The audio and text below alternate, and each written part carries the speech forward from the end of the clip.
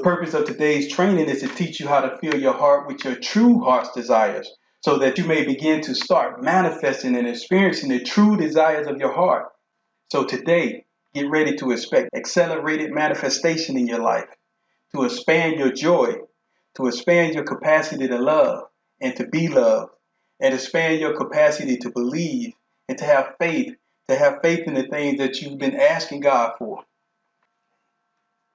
Okay, so I want to start off today with a little recap of some of the work that we've done already.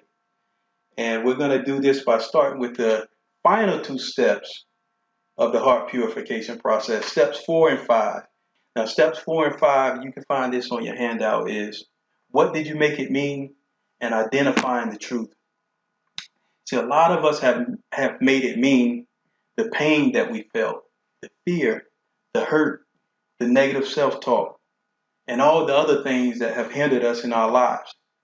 Now, we base this off of the perception that we had that was attached to the experiences that we had.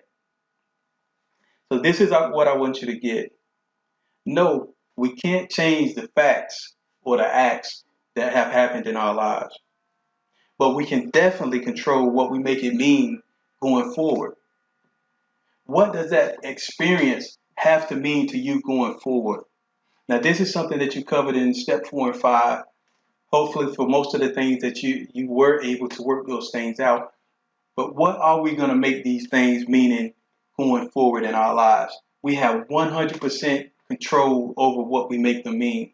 And that's the things in our past, the things that is happening in our present, and those things that will happen in our future. We have 100% total control over what we will make those things mean in our lives.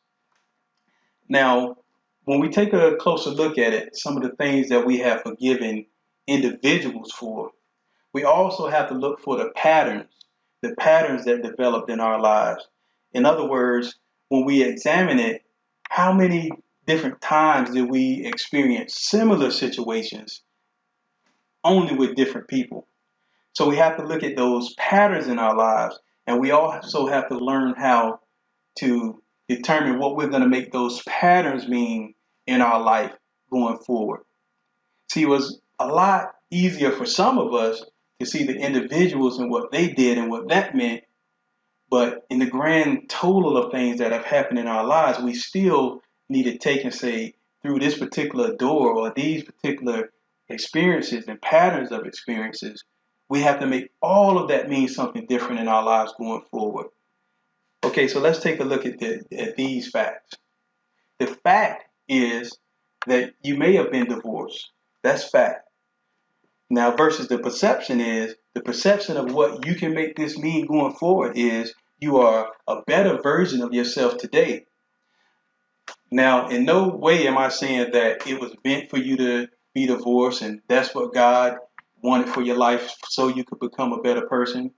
That's not what I'm saying. But what I am saying is because this fact that you cannot change has happened in your life, you can decide, or your perception could be something negative, mostly what we've made it mean, or going forward, we can make it mean that today I am a better version of myself than I was during that period of time in my life when those acts happened in my life. Another example is that you've been hurt, abandoned, abused, whatever the situation may be. But right now, you can look at yourself and you can say, I am the righteousness of God. You can say that I'm worthy to be loved and I'm worthy of giving love regardless of the acts that happen in my life, regardless of the hurt, the abandonment, the abuse that I can't change. But what I can change is that perception of how I'm going to see things in my life going forward, what I'm going to make it mean for me. Now, there's times for myself, I may ask God for something, or, I'm just walking quiet time to myself, and there'll be those little voices saying, okay, you're not worthy in this way, or, look at the way that you did, or you said something in a certain situation. And I could choose to be down on myself over those things, but I choose to say, which I say all the time in just about every situation when I hear these things come up, is that I am the righteousness of God, not because of what I did or who I am, but because of God's grace. That's what God's grace allows me to be. It's a gift. I am the righteousness of God, regardless of what mistakes I made, regardless of what mistakes I may make daily, as long as I'm changing my mind about these things and changing my actions as I go. But I am the righteousness of God, regardless of what has happened in my life, whatever my past may be. I am the righteousness of God going forward in every situation. Okay? For many of us, we examine our lives and we say, I haven't accomplished all that I want. I haven't accomplished all that I thought my life would be. Now, the way that I want you guys to perceive this, because most of us feel this way one way or another about something in our lives.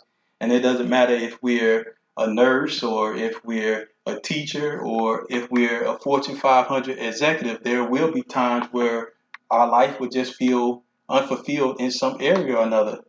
But it's one word that changes everything when you think about things that you haven't accomplished or things aren't going the way that you want them to. One word changes everything.